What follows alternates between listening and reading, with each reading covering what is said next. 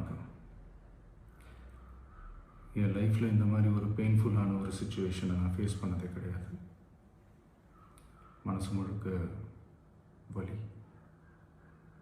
வலி மட்டும்தான். இந்த சுற்றுப்பயணத்தில் என்னென்ன மக்கள் பார்க்க வராங்க, அதுக்கு ஒரே ஒரு காரணம் தான், அவங்க என் மேலே வச்சிருக்கிற அன்பும் பாசம். அந்த அன்புக்கும் பாசத்துக்கும் நான் எப்பவும் கடமைப்பட்டிருக்கிறேன். அதனால தான் இந்த சுற்றுப்பயணத்தில் மற்ற எல்லா விஷயங்களையும் தாண்டி மக்களுடைய சேஃப்டி, அதில் எந்த காம்ப்ரமைஸும் பண்ணிடக்கூடாதுன்றதுக்காக தான் அது என் மனசில் ரொம்ப ஆழமாக இருக்கும் அந்த எண்ணம்.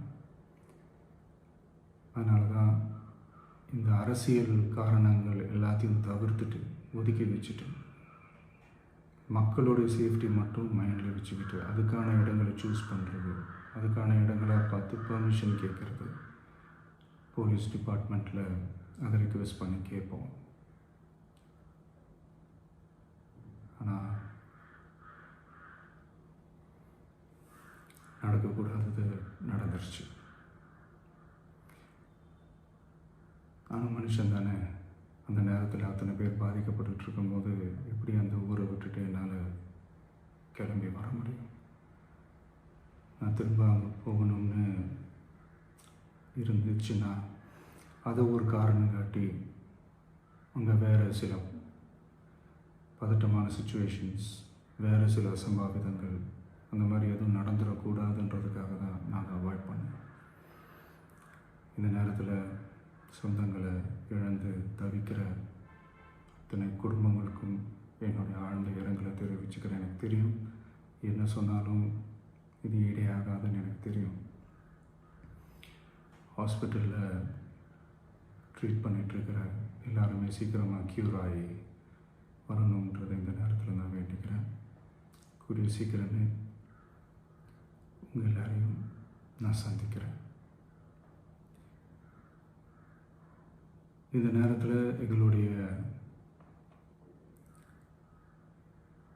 வலிகளை, எங்களுடைய நிலைமையை புரிஞ்சுக்கிட்டு எங்களுக்காக பேசின அரசியல் கட்சிகளை சார்ந்த நண்பர்கள், தலைவர்கள் அனைவருக்கும் என்னுடைய நன்றியை தெரிவிச்சுக்கிறேன். கிட்டத்தட்ட ஒரு 5 மாவட்டத்துக்கு பிரச்சாரத்துக்கு போனோம். இந்த மாதிரி எதுவுமே நடக்கல. ஆனால் கரூரில் மட்டும் ஏன் எப்படி நடக்குது, எப்படி நடக்குது? மக்களுக்கு எல்லா உண்மையும் தெரியும். மக்கள் எல்லாத்தையும் பார்த்துக்கிட்டு இருக்கிறாங்க. கரூரை சேர்ந்த அந்த மக்கள் அந்த உண்மையெல்லாம் வெளியில் சொல்லும்போது எனக்கு கடவுளே நேரில் வந்து இறங்கி அந்த உண்மைகள்லாம் சொல்கிற மாதிரி எனக்கு தோணுச்சு. சீக்கிரமே எல்லா உண்மைகளும் வெளியில் வரும்.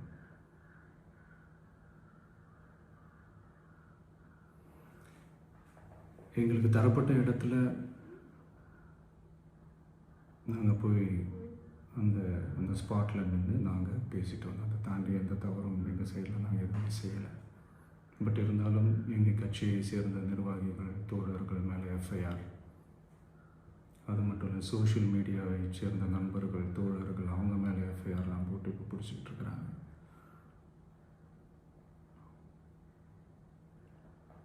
சிஎம் சார், உங்களுக்கு ஏதாவது இந்த பழி வாங்கணும் அப்படின்ற எண்ணம் ஏதாவது இருந்துச்சுன்னா என்ன வேணாலும் பண்ணுங்க.